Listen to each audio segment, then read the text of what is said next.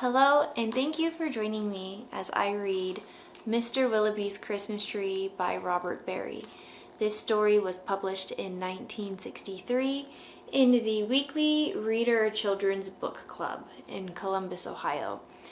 Please let me know in the comments down below if you're familiar with this story or if this is your first time hearing this story.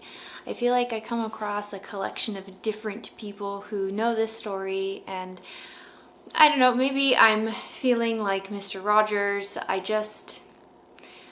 want to share with my international friends this story in the hopes that they'll share some of their holiday stories with me.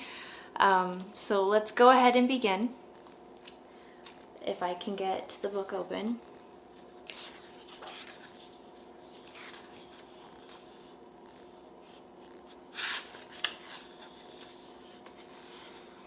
Mr. Willowby's Christmas tree came by special delivery, full and fresh and glistening green, the biggest tree he had ever seen. He dashed downstairs to open the door. This was the moment he'd waited for. "A magnificent tree, splendid," he cried. "Please, sir, won't you carry it right inside? I think it might look best this year right in the parlor corner here." But once the tree stood in its place, Mr. Willowby made a terrible face. The tree touched the ceiling, then bent like a bow. "Oh, good heavens," he gasped, "something must go."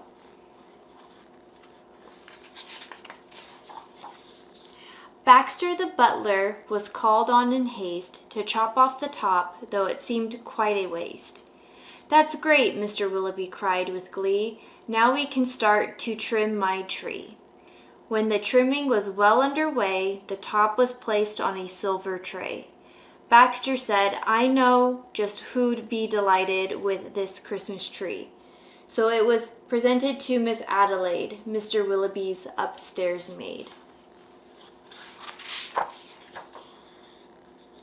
"Won't this tree be a pretty sight when I have trimmed it later tonight? But the top, oh dear, I'm so afraid, will have to be cut," sighed Miss Adelaide. And so with scissors sharp and long, she snipped off the top while she hummed a song. The top was set out the very next day in the back of the house to be thrown away. The little tree top caught the eye of Tim, the gardener, passing by. He certainly was not about to see that little tree thrown out. He hurried it right home straight away to see what Miss Tom would say. It's Miss Tim. It's Mr. and Mrs. Tim, not Tom. Correction. Fa la la, surprise, surprise. His wife could not believe her eyes. "But our house," she said, "is so snug and small, I do not believe we need it at all." And before Tim had a chance to shout, she cut off the top and threw it out.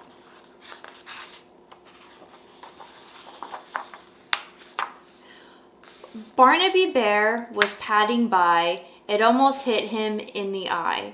Now who would throw a tree away so very close to Christmas Day? "I'll take it home, that's what I'll do. Look, Mama Bear, I've a present for you." "Isn't it a pretty tree?" yawned Mama Bear quite drowsily. "Before we go to sleep this year, let's have a Christmas party, dear." But Little Bear, standing off far, cried out, "The tree won't hold a star." Barnaby said, "Let's cut a hunk off at the bottom, here at the trunk." But Mama Bear just shook her head and sliced the treetop off instead. "Jolly by golly," Barnaby said with a kick. "Mama, that surely is just the right trick. Let's trim it with bells and honey rings, some berries and tinsel and popcorn on strings." Mama Bear said, "Trim it just as you like. I've got to tidy up for the night. This top won't need any more. I'll put it just outside the door." Later on that frosty night, Frisky Fox came into sight.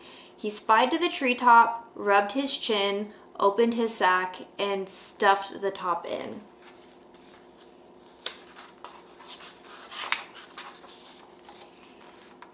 He scampered home and jumped his gate.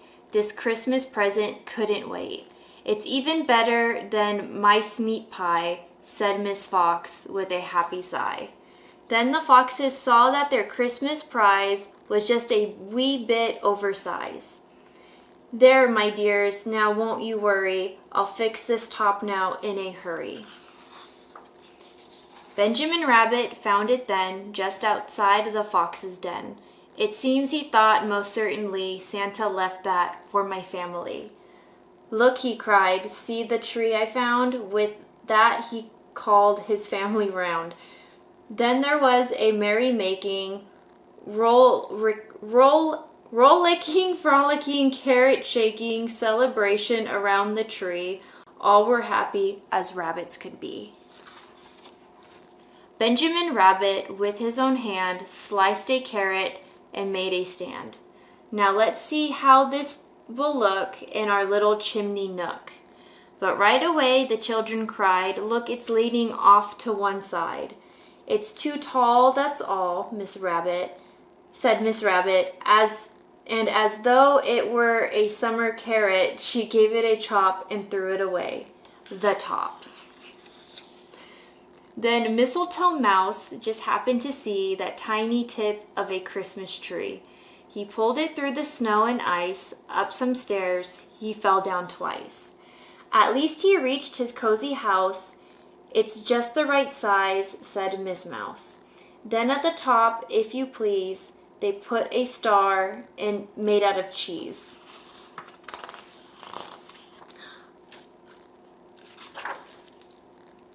Oh, wasn't it grand to have a tree exactly like Mr. Willowby? And that's Mr. Willowby's Christmas tree. If you've ever read If You Give a Mouse a Cookie, I guess it's kind of similar, but in a not so greedy way.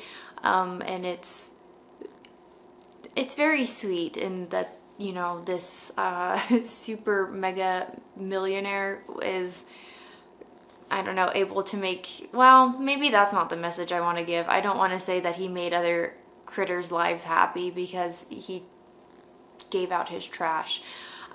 That's not the point to take from this story. The point was that it, one man's trash is another man's treasure. I love reading this story every Christmas season. I can be a little bit of a Grinch. I can really be a hater on the holidays. And when I read little stories like this, it just kind of puts into perspective what the bigger image is. So like I said in the comments down below, please let me know what your favorite childhood Christmas story is. Or maybe, I don't know, maybe you have an adult one. I don't know. I would love to know. Please let me know how my reading was. I did all this on the fly. I don't have a script. I just jumped into that. I think I did pretty okay. I can take some criticism. It's all right. But thank you for joining me, and have a happy holiday. Merry Christmas. I can't believe we're about to be in 2026. I feel like it was just 2019, like a blink ago.